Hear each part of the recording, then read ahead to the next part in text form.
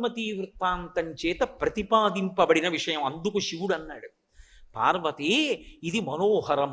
మనోహరం అంటే మనస్సుని హరిస్తుంది. ఎప్పుడు చూసే వాళ్ళకి వినే వాళ్ళకి కూడా అబ్బా ఎంత బాగుందో, నిజంగా ఎంత బాగా చేసుకుందో ఆవిడ వరలక్ష్మి వ్రతం, మా అందరికీ కూడానండి ఏమిటో వ్రతం చేసుకున్న అనుభూతి కలిగిందండి అంటారు. అంత గొప్పగా చెయ్యాలి. అంత గొప్పగా చెయ్యాలంటే చక్కగా శ్రావణ శుక్రవారం వస్తోంది అంటే లక్ష్మీవారం నాడు మధ్యాహ్నమే మామిడి మండలు తెచ్చుకుని తోరణాలు కట్టుకుని, అయిన దానికి కాని దానికి పనివాడు పనిపిల్ల తోరణాలు కట్టక్కర్లేదు, ఇంట్లో వాళ్ళు కట్టుకోవచ్చు తోరణం. ఓ తోరణం కట్టుకుని అదంతా కూడా వ్రతంలో అంతర్భాగం. నీ గుమ్మానికి అన్ని గుమ్మాలకి చక్కగా మామిడి తోరణాలు కట్టుకుని, శ్రావణ మాసంలో ఎక్కడ మామిడి పువ్వు మామిడికాయ ఉండదు, ఎక్కడికెళ్ళి మామిడి చెట్టుకి 4 మండలు కోసుకుంటారన్నా ఎవరు ఏమనరు. తెచ్చుకుని ఆకులు కట్టుకోవడం ఎందుకు? 4 కొమ్మలు నువ్వు వెళ్ళి తెచ్చుకోలేవు. తెచ్చుకుని చక్కగా తోరణం కట్టుకుని ఇంటికి లక్ష్మీప్రదంగా గడపలన్నిటికీ కూడా పసుపు రాసుకుని బొట్లు పెట్టుకుని, అది వ్రతమస్తి మనోహరం. ఏవేవి లక్ష్మీ స్థానములో ఆ లక్ష్మీ స్థానములన్నీ కూడా అలంకృతము కావాలి. అసలు లక్ష్మీదేవి పరవశించిపోవాలి ఆ ఇంటి ఉత్సాహానికి. అదంతా కూడా ప్రకటనమయ్యేది పూజలో. అసలు దానికి ముందు నేపథ్యం ఎంత సంతోషమో ఆ వ్రతం చేయడంలో. అంత మనోహరంగా ఆ వ్రతం చేస్తే అదంతా పూర్తి చేసి తోర పూజ అంటారు. అంటే ఈమె వ్రతమాచరణ పూర్తి చేసినది అని నవగ్రంథులని 9 గ్రంథులకు పూజ చేస్తారు. ఒక్కొక్క ముడి ఒక్కొక్క రకమైన అభ్యున్నతికి కారకం. మనకి ఎప్పుడైనా జ్ఞాపకం పెట్టుకోండి, 9 మీదే ఆధ్యాత్మ తత్వం అంతా నడుస్తుంది. వినాయక నవరాత్రులు, శారదా నవరాత్రులు, వసంత నవరాత్రులు. ఏమిటి నవరాత్రులు? రాత్రులు ఏం చేశాం మనం? రాత్రి ఏమైనా పూజ చేస్తామా? పోనీ శివరాత్రి అంటే జాగరణ చేస్తాం. మరి నవరాత్రులు ఏమిటి? 9 రాత్రులు ఏం చేస్తారు? ఏమీ చేయరు. ఎప్పుడు ఎలా పడుకుంటారు అలా పడుకుంటారు. మరి రాత్రులు అన్న పేరు ఎందుకు వచ్చింది అంటే మీరు ఒకటి బాగా గుర్తుపెట్టుకోండి, 9 తర్వాత ఏమొస్తుంది? 10 వస్తుంది. 10 అంకె కాదు, సంఖ్య. 2 ఉంటాయి కాబట్టి 9 అంకె. అంకెలలో పెద్దది 9. అంకెలు దాటిపోతే 10 వస్తుంది. 10లో ఏముంటాయి? 1 ఉంటుంది, పక్కన 0 ఉంటుంది. ఆ 1 ఏమిటి? పరమాత్మ. అది తప్ప ఇంకొకటి లేదు. దాని పక్కన నువ్వేమయ్యావు? 9 పూర్తి చేస్తే పూర్ణమద పూర్ణమిదం పూర్ణాత్ పూర్ణముదచ్యతే పూర్ణస్య పూర్ణమాదాయ పూర్ణమేవావశిష్యతే. పూర్ణమయ్యావు. అది 10. 9 చేస్తే 10లోకి వెళ్ళిపోతావు. ఆ 10లోకి వెళ్ళిపోవడానికి 9 చెయ్యాలి నువ్వు. పూర్ణత్వం పొంది 1 పక్కకి వెళ్ళిపోతే 0కి పక్కన 1 లేదనుకోండి, విలువ లేదు. కానీ 0 0గా ఆధ్యాత్మతత్వంలో గొప్పది. అప్పుడు సంఖ్యలలో మొదటిదాని అయిపోతావు, 10 అయిపోతావు, 1 పక్కకి చేరిపోతావు. అలా చేరిపోవడానికి నవరాత్రులు. మరి రాత్రి ఏమిటి? రాత్రి అంటే చీకటి. చీకట్లో ఏమవుతుంది? సత్యాసత్య వస్తు వివేకం పోతుంది. అది తాడో తెలియదు, పామో తెలియదు. దీపం వచ్చిందనుకోండి తెలిసిపోతుంది. అక్కడికి తీసుకొచ్చి చెక్ బుక్ పెట్టండి, LIC పాలసీ పెట్టండి, లేకపోతే చదువుకున్న డిగ్రీ సర్టిఫికెట్ పెట్టండి, ఉద్యోగం ఆర్డర్ పెట్టండి, లేకపోతే మీకు ఎన్ని సన్మాన పత్రాలు ఉన్నాయో అవి తీసుకొచ్చి అక్కడ పెట్టండి. అది తాడో పామో ఏం తెలియదు. దీపం పట్టుకొస్తే తెలుస్తుంది తాడో పామో. అలా 9 రాత్రులు అన్న మాటకు అర్థం ఏమిటంటే చీకటి, జన్మ పరంపరల యందు ఉన్నటువంటి అజ్ఞానం అనేటటువంటి చీకటి పోవడానికి 9 రోజుల ఉపాసన 1 పక్కన 0గా పూర్ణత్వంలోకి తీసుకెళ్తుంది. అలా తీసుకెళ్ళగలిగినటువంటి శక్తి నాకు అనుగ్రహింపబడాలి. ఆ పూర్ణత్వం ఇక్కడి నుంచి అక్కడ వరకు వెళ్ళాలి నాకు. పూర్ణము అన్న మాటకు అర్థం నిండుగా ఉండుట. అందుకే మనకి సనాతన ధర్మంలో లేదు అన్న మాట వాడరు. లాకి ఏత్వం ఆ ఇంట్లో తెలియదు అంటారు. ఏమైనా అడిగితే ఒకవేళ నిజంగా లేవు అనుకోండి, నిండుకున్నాయండి అంటారు. మంగళప్రదంగా చెప్తారు. అయ్యా మీ ఇంట్లో కొద్దిగా ఉప్పు ఉంది ఏమిటి? ఉప్పు అసలు లేదన్న మాట వాడరు. అయ్యా మీ ఇంట్లో కందిపప్పు ఉంది ఏమిటండి అన్నారు అనుకోండి, అయ్యో నిన్ననే కందిపప్పు నిండుకుందే అంటారు. నిండుకుందే అంటే లేదు అన్న మాట వాడకుండా నిండుకుంది అంటే కందిపప్పు లేదు అని ఇంకొకలా చెప్పినట్టు తప్ప అమంగళకర వాక్కు ప్రయోగించరు. అలా పూర్ణత్వం పొందడం అంటే ఇక్కడ పూర్ణత్వం దగ్గర నుంచి పూర్ణం అంటే ఎలా ఉండాలి? తరిగిపోవడం ఉండకూడదు. తరగకుండా ఎలా ఉంటుందండి? తరగకుండా ఉంటుంది. 2 కారణాల చేత ఉంటుంది. ఒకటి, భగవత్ అనుగ్రహం ఉంటే మీరు ఎంత ఖర్చు పెడుతున్నారో అంతా వస్తుంది. ఎలా వస్తుంది అంటే నూతిలోకి నీరు వచ్చినట్టు. నూతిలో నీరు తోడుతూనే ఉన్నాడు, జలం పుడుతూనే ఉంది. ఎక్కడి నుంచి నీరు వచ్చింది నీకు తెలియదు, తోడడం ఒక్కటే నీకొచ్చు. అలా ఎంతమందికి ఎన్ని పెట్టు ఆ ఇంట సమృద్ధి కలుగుతూనే ఉంటుంది. దేని చేత ఈశ్వరుడు ఆ శక్తిని ఇస్తాడోట తెలుసా? ఆ ఇంట ఎప్పుడో ఎవరో ఒక మహాత్ముడు కాళ్ళు కడుక్కున్నాడు, దానికి ఇస్తాడు ఆ శక్తి. కాళ్ళు కడగడం అన్న మాట అర్థం ఏంటో తెలుసా? అందుకే ఒక మాట అడుగుతారు, మీ ఇంట పెద్దలు ఎవరైనా కాళ్ళు కడిగారా అంటారు. పెద్దలు కాళ్ళు కడుగుట అన్న మాటకు అర్థం ఏంటంటే బురదంటుకుందని కడుక్కోవడం కాదు.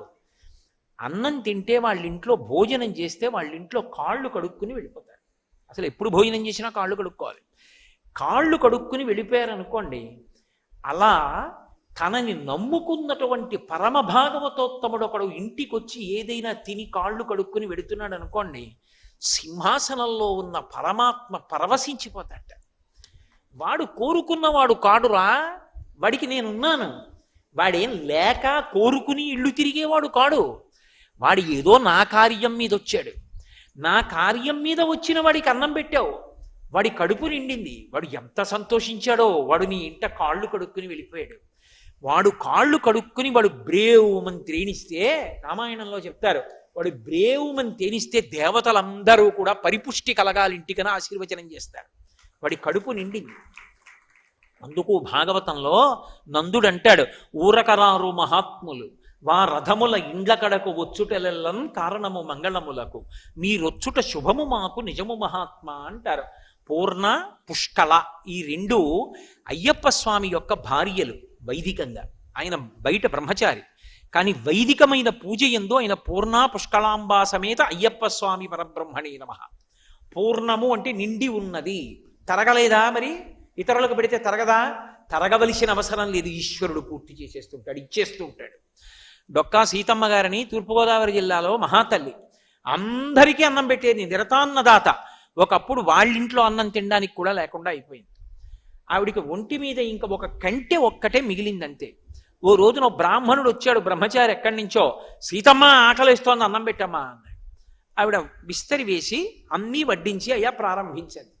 ఆయన అన్నాడు, నాకు పెళ్ళి అవ్వలేదు, ఇన్నాళ్లకు సంబంధం వచ్చింది, పెళ్లివారు బంగారు ఆభరణం పెడితేనే పిల్లనిస్తామంటున్నారు, సీతమ్మ ఏదైనా బంగారు ఆభరణం ఇస్తే అన్నం తింటా, అలాగే లేచి వెళ్ళిపోతాను. ఆవిడ భర్త వంక చూసి కంటె ఇలా ఎత్తి చూపించింది, ఇచ్చేస్తానని.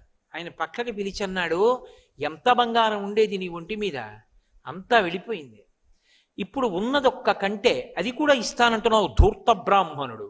పెళ్లికి లేదు ఇస్తావా ఇవ్వవా అంటున్నాడు, ఇవ్వనను, ఏమవుతుందో అన్నాడు. వద్దు, విష్ణుస్వరూపాయ బ్రాహ్మణాయ తుభ్యం నమః, విష్ణుస్వరూపంగా అన్నం పెడుతున్నాను, బ్రాహ్మణుడని కాదు, అందుకని ఇచ్చేస్తాను కంటె, నీ ఇష్టం ఇచ్చేయి అన్నాడు. ఆమె కంటె తీసి ఆయనకి ఇచ్చేసింది. ఆయన అరిటాకు కింద పెట్టి ఆ ఔపోసన బట్టి భోజనం పూర్తి చేసి ఉత్తరాపోసనం బట్టి లేచి వెళ్ళిపోయాడు. ఆయన ఇలా బయటికి వెళ్ళాడు, ఆవిడ విస్తరెత్తింది. భోజనం పెట్టడం ఎంత గొప్పో విస్తరెత్తడం అంత గొప్ప, బాగా గుర్తుపెట్టుకోండి. భోజనం పెట్టడం కన్నా విస్తరెత్తడమే గొప్ప. ఎందుకంటే ఒక్కొక్క ఇంట్లో భోజనం పెట్టి పనిపిల్లని పిలుస్తారు విస్తళ్ళు తీసేయమని, ఫలితం వాళ్ళకి వెళ్ళిపోతుంది. ఎవరు తీస్తారు అంటే యజమాని తీస్తాడు. నేను ఈ విషయం గొప్పకి చెప్పుకుంటున్నాను అనుకోకండి. నా ఇంట నేను ఎప్పుడైనా ఎవరికైనా పరమాత్మ నాకు దేవతార్చన చేసే శక్తినిస్తే వాళ్ళ విస్తళ్ళు నేనే ఎత్తుతాను.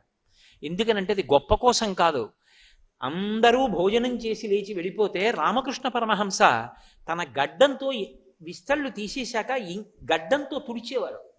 ఎందుకంటే చేత్తో తొడవచ్చు కదా అంటే, ఆయన అనేవారు, పరదేవత ఇన్ని చేతులతో అన్నం తింది, మా అమ్మ అన్నం తిన్నప్పుడు పడ్డ ఎంగిలి మెతుకులు చేత్తో తుడవన, మెత్తటి గడ్డంతో తుడుస్తానని తుడిచేవారు. ఆ రోజు రాత్రి శ్రీ మహావిష్ణువు స్వప్నంలో దర్శనమిచ్చారు. సీతమ్మ నీ చేతి అన్నం తిందామనుకున్నాను, చిన్న పరీక్ష పెట్టి తిన్నాను, అందరికీ అన్నం పెట్టే నారాయణమూర్తికి అన్నం పెట్టావు సీతమ్మ, ఇవాళ నీ జన్మ ధన్యం, నీ ఇంట లేకపోవడం అన్నది ఉండదు. మీ ఆయన బెంగ పెట్టుకున్నాడు ఐశ్వర్యం అంతా అయిపోయిందని. అక్కర్లేదులే, ఎంత పెట్టారో అంతా మీకు దొరుకుతుందన్నాడు. మీ ఇంట అన్నదానానికి లోలు లేనంత దొరుకుతుంది, బెంగ పెట్టుకోకన్నాడు. ఆ రోజు సాయంకాలం ఎప్పుడూ దున్నే పొలమే, 50 ఏళ్ల నుంచి దున్నుతున్నాడు ఆయన. వెళ్ళి గుణపం పెట్టి ఏదో తవ్వుతున్నాడు, ఠంగున శబ్దం వచ్చింది, చీకటి పడుతోంది. బిందె పైకి తీసి ఏమిట్రై బింది వాసిని కట్టిందని ఇంటికి తెచ్చి గుడ్డ విప్పి వంపారు. బంగారు కణికలు పడ్డాయి అందులోంచి. దాంతో అన్నదానం అలా చేస్తూనే ఉన్నారు వాళ్ళు. కాబట్టి పూర్ణ అంటే తరిగిపోవడం అన్నది ఉండదు, ఎప్పుడూ ఆ నిండుతనం అలాగే ఉంటుంది.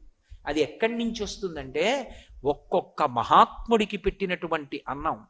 ఎవడో పరమేశ్వరుడు ఏదైనా గొప్ప అభ్యున్నతిని కల్పించాలి అంటే 100 యజ్ఞములు చేస్తే కూడా రానంత ఫలితాన్ని కట్టపెట్టాలి అనుకుంటే ఎవరో ఒక పరమభక్తి తత్పరుడైనటువంటి వాణ్ణి ఇంటికి అతిథిగా పంపిస్తాడు. ఏదో తినడానికి వస్తాడు ఆయన. ఆయన తిని తృప్తి పొంది త్రేంచి కాళ్ళు కడుక్కుని వెళ్ళిపోయాడా, చాలరా నన్ను నమ్ముకున్న వాడికి ఇంత అన్నం పెట్టావురా అని ఈశ్వరుడు వాడికి ఎనలేని సుఖాలు ఇచ్చేస్తాడు. కాబట్టి 9 మూడుల తోరమును కట్టుకుంది ఆడది అంటే దానికి అర్థం ఏమిటంటే ఆమె పూర్ణత్వాన్ని పొందుతోంది. ఎక్కడికి పూర్ణత్వం? ఒకటి పక్క 0 నుండి ఇక్కడ ఆమెకి లేదన్న మాట ఉండదు. ఇల్లాలుగా అన్నిటా పూర్ణత్వం. ఇంట్లో లేదన్న మాట లేకుండా సంతోషంగా ఇంట లక్ష్మి చరించినట్టే ఆ స్థితిని పొందుతుంది. ఆ తోరాన్ని కట్టుకొని ప్రదక్షిణం చేస్తారు. అమ్మవారి మూర్తిని అందుకే ఒక గోడ దగ్గరకి పెట్టారు వరలక్ష్మీ వ్రతం చేసేటప్పుడు. ఎందుకు పెట్టారంటే వరలక్ష్మీ వ్రతం ఎంత గొప్పదో వరలక్ష్మీ వ్రతమనందు ప్రదక్షిణం అంత ముఖ్యం. ప్రదక్షిణం చేయాలంటే మీరు గోడ దగ్గర పెట్టారనుకోండి, ఎలా చేస్తారు? మీరు చేయలేరు. ప్రదక్షిణం చెయ్యాలంటే ఒక గది మధ్యలోకి ఉంచాలి. ఉంచితే మీరు ప్రదక్షిణం చెయ్యగలరు. ప్రదక్షిణం అన్న మాటకు అర్థం ఏమిటి? దక్షిణం అంటే కుడి, వామ అంటే ఎడమ. ప్రదక్షిణం దోషం అంటే చీకటి, దోషం అంటే ఏదో తప్పు అని కాదు, దోషము అంటే చీకటి అని సంస్కృతంలో. ప్రదోషం అంటే చీకటి పడడానికి ముందున్న కాలము ప్రదోషం. అలాగే ప్రదక్షిణం అంటే దక్షిణం అంటే కుడి, ప్రదక్షిణం ఎప్పుడూ కుడివైపుకు ఉంచి తిరుగుట. ఎప్పుడూ కుడివైపుకు ఉంచి తిరగడం అంటే ఏదో తిరగడం కాదు. నేను ఇప్పుడు ఇలా నడిచొచ్చాను అనుకోండి, అప్పుడు ఈ 2 మైకులు లేదా ఈ ఆసనం నా కుడి చేతి వైపుకు ఉంటాయి కదా. నేను ఇలా నడిచాను అనుకోండి, నా కుడి చేతి వైపుకు ఉంటాయి. నేను మళ్ళీ ఇలా నడిచొచ్చాను అనుకోండి, నా ఎడం చేతి వైపుకు ఉంటాయి కదా. అలా ఒకసారి వెళ్ళినప్పుడు కుడి చేతి వైపుకుంది, ఇలా తిరిగి వస్తే ఎడం చేతి వైపుకుంది. అలా రాకూడదు. అది పరమ పూజనీయమైన వస్తువు. దాని చుట్టూ తిరిగినంత మాత్రం చేత అది నీకు శక్తినిచ్చేయగలదు అనుకుంటే మౌనంగా 3 మార్లు తిరుగుతారు. ఒక్క మారైనా చాలు. కల్పం ప్రకారం 3 మాటలు. ఆ ప్రదక్షిణం చేసేటప్పుడు ఎప్పుడూ కుడివైపే ఉండాలి. అంటే ఏం చేయాలి అంటే చుట్టూ తిరిగి రావాలి. నేను ఇప్పుడు ఈ ఆసనానికి చుట్టూ తిరిగి వచ్చాను అనుకోండి, అప్పుడు ఏమవుతుంది? ఇది నా కుడి చేతి వైపే ఉంటుంది. కోటేశ్వరరావు గారిని వేదిక మీదకి రావలసిందిగా కోరుతున్నాం అన్నారనుకోండి, నేను ఇలా వచ్చి ఇలా ఎక్కకూడదు. ఇలా ఎక్కాను అనుకోండి ఆసనంలో కూర్చోవడానికి, ఈ ఆసనం నాకు ఎడం వైపుకి వస్తుంది అప్పుడు ఎక్కుతున్నప్పుడు. అంటే ఎడం వైపుకి ఈ ఆసనాన్ని ఉంచాను అంటే ఇది పరమ పవిత్ర స్థలం. ఇక్కడ కూర్చునే నేను శ్రావణమాస వైశిష్ట్యం చెప్తున్నాను. కాబట్టి ఈ ఆసనానికి ఓ పవిత్రత ఉంటుంది. దీంట్లో మీరు ఎవరెందుకు కూర్చోలేదు? ఇది ఆయన కూర్చుని ఇందులోంచి మంచి మాటలు చెప్తాడని. దీనికి నేను గౌరవం ఇచ్చి కూర్చోవాలి. కూర్చోవాలంటే ఇలా ఎక్కకూడదు. నేను ఇలా తిరిగి వచ్చి ఇటువైపు నుంచి ఎక్కి కూర్చోవాలి. అంటే అప్పుడు ఇది కుడి చేతి వైపు ఉంటుంది నాకు. అంటే అసలు దీనికి గౌరవం ఇవ్వని నాడు నేను ఇందులో కూర్చుని గౌరవప్రదమైన విషయం చెప్పడానికి అర్హత లేని వాడిని అవుతాను.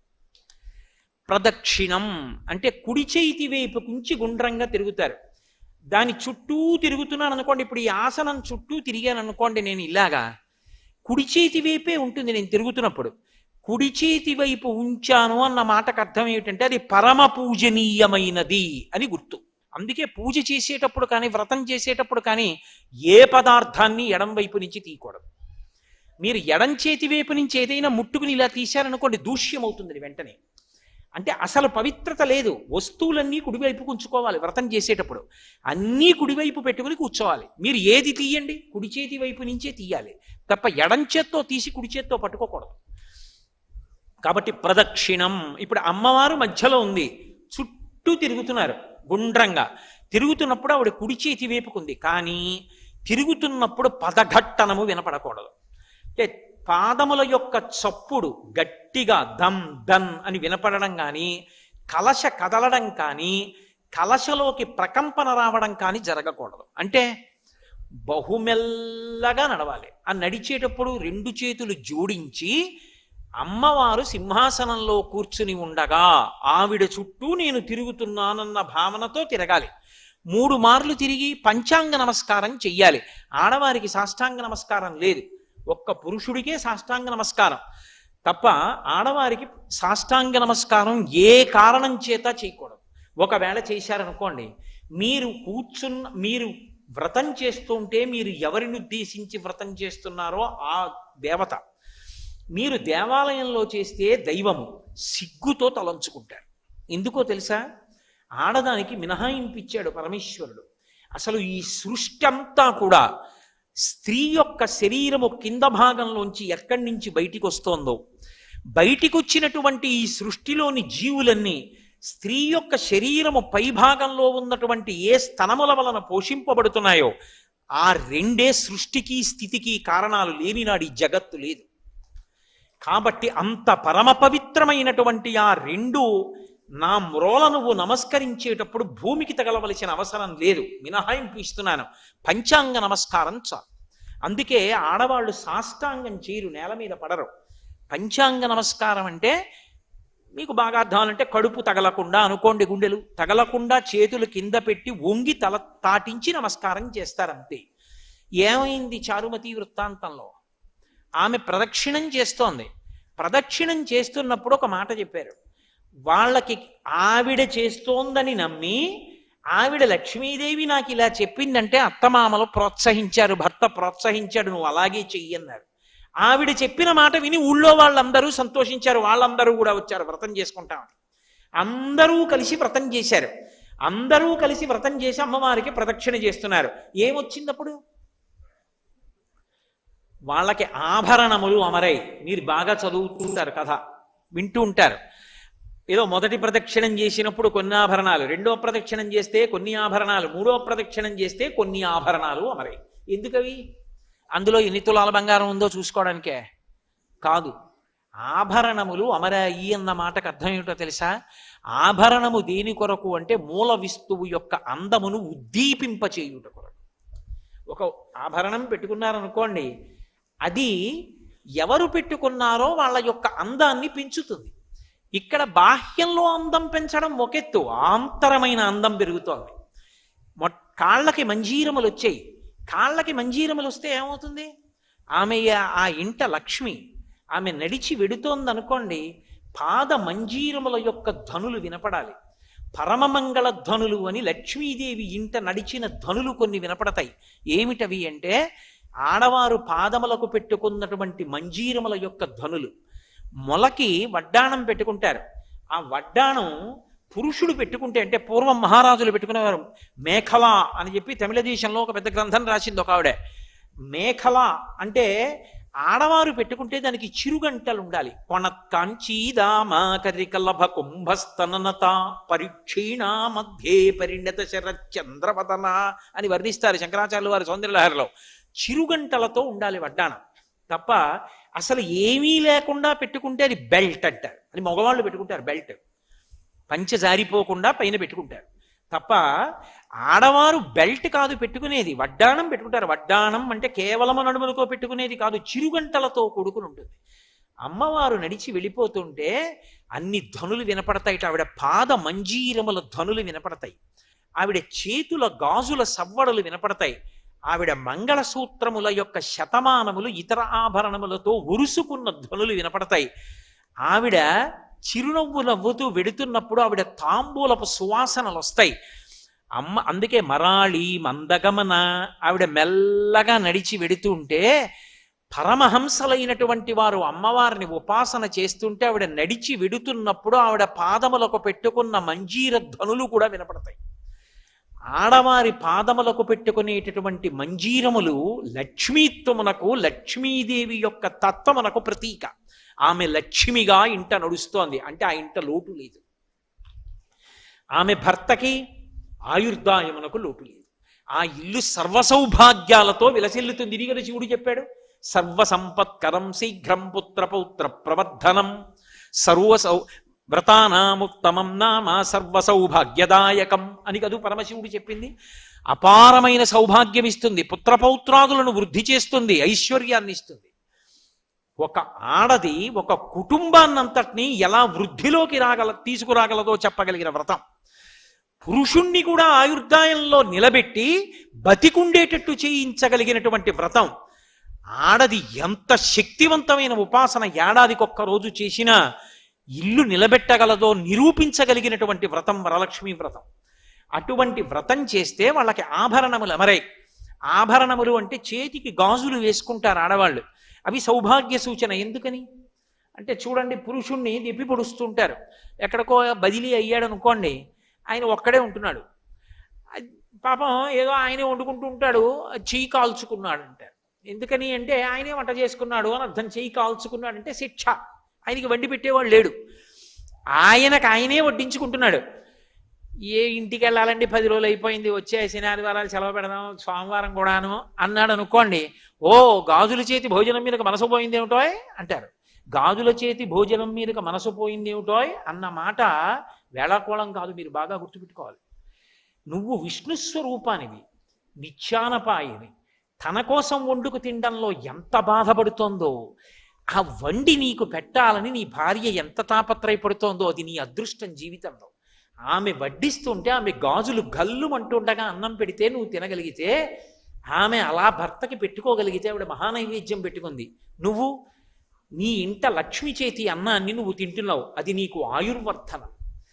ఆ అన్నం పెట్టే శక్తి ఆవిడికి మిగులుతుంది, తినే అదృష్టం నీకు మిగులుతుంది.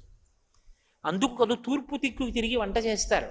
ఎందుచేత అంటే ఇంటి యజమాని యొక్క ఆయుర్దాయం బాగుండాలి అని. కాబట్టి ఆభరణములు అమరాయి అన్న మాటకి అర్థం బాహ్యంలో అందగించింది, ఆంతరమునందు ఆవిడ పెట్టుకున్న ఆభరణముల చేత ఆ ఇంట అందరూ సంతోషంగా ఉన్నారు అనడానికి అది ప్రతీక. ఆవిడికి బాహ్యమునందు కనబడ్డాయి. ఎందుకని లోకమునకంతటికీ కూడా అది ఆదర్శము కావాలి కాబట్టి. నమ్మి నువ్వు ఇప్పుడు ఆ వ్రతం చేసావు, నీకేం వస్తుంది? అదే వస్తుంది. ఇప్పుడు చమత్కారం ఏమిటంటే ఆ వ్రతంలో ఇన్ని చేసావు, తన కోసం ఏమైనా ఉందా? ఇవన్నీ భర్త కోసం, అత్తమామల కోసం, బిడ్డల కోసం, పుట్టింటి వారి కోసం. మరి నీ కోసం నాకేం కావాలండి? అవన్నీ వాళ్ళందరూ బాగుంటే నేను బాగుంటాను, అంతే. నాకేం అక్కర్లేదు. ఇది ఆడదాని గొప్పతనం. అందుకే ఇలాంటి వ్రతాన్ని మొగాడికి ఇవ్వాలి, ఆడదానికి ఇచ్చారు. అంత ఉదార హృదయం, అంత విశాల హృదయంతో నాకేం కావాలి, ఆయన బాగుండడం కన్నా, నాకేం కావాలి మా అత్తమామలు బాగుండడం కన్నా, నాకేం కావాలి నా బావమరుదులు బాగుండడం కన్నా, నాకేం కావాలి మా పుట్టింటి వారు బాగుండడం కన్నా అనగలిగిన విశాల హృదయం ఆడదానికే ఉంది లోకంలో. అందుకే వరలక్ష్మీ వ్రతం గురించి అడిగేటప్పుడు పార్వతీదేవి అంత జాగ్రత్తగా అడిగింది. ఇది ఎవరి కోసం అడుగుతున్నానంటే, నాథా, ఏ వ్రతం, యద్వ్రతం పావనం స్త్రీణాం, స్త్రీలు చేస్తే పరమపావనమై వాళ్ళ యొక్క అభ్యున్నతికి కారణమవుతుందో అటువంటి వ్రతాన్ని నాకు ఉపదేశం చెయ్యండి అంది. అప్పుడు దీన్ని చెప్పారు. ఈ వ్రతానికి పరిసమాప్తి ఎక్కడో తెలుసా? 2 రకములైనటువంటి దానం చేస్తారు. ఇంకొక సువాసిని పిలుస్తారు. పిలిచి ఆవిడికి ఏదో పసుపు రాసి పారాణి పెట్టి బొట్టు పెట్టి ఆవిడకి సువాసిని సంబంధమైనటువంటి వస్తువులు కొన్ని ఉంటాయి. గాజులు, పసుపు, కుంకం. అసలు 8 సువాసిని వస్తువులని భాస్కర్ రాయలు వారు లలితా సహస్రనామ స్తోత్ర భాష్యంలో చెప్పారు.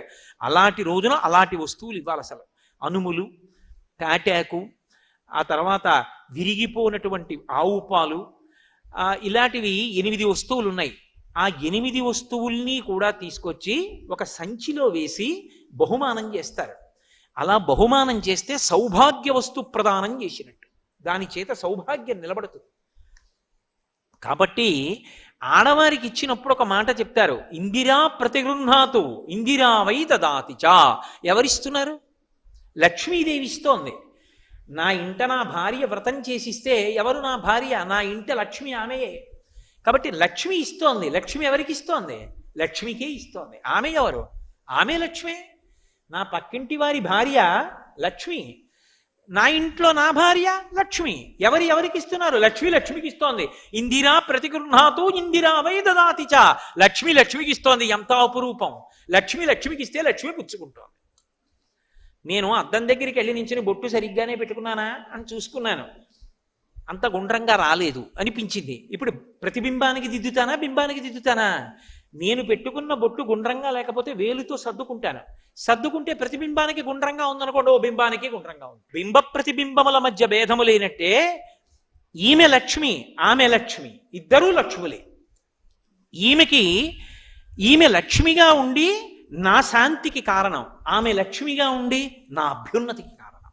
ఎలా అంటే, నేను ఇలా వీధిలోకి వచ్చాను, ఎదిరింటి ఇల్లాలు బయటికి వచ్చింది. నేను వెంటనే ఆవిడ పాదాల వంక ఒకసారి చూసి మనసులో ఒక నమస్కారం చేసుకుని చెప్పులు వేసుకెళ్ళిపోయాను. ఏదో ఇలా అనలేదు, ఇలా ఒక్కసారి పాదాల వంక చూసి ఇలా కళ్ళు మూసుకుని చెప్పులు వేసుకెళ్ళిపోయాను. నా తల్లి లక్ష్మి. ఎందుకంటే ఆవిడ గృహలక్ష్మి, గృహే గృహే. ఆవిడ ఎక్కడెక్కడ ఎలా ఉంటుందో ఇంద్రుడికి చూపించింది.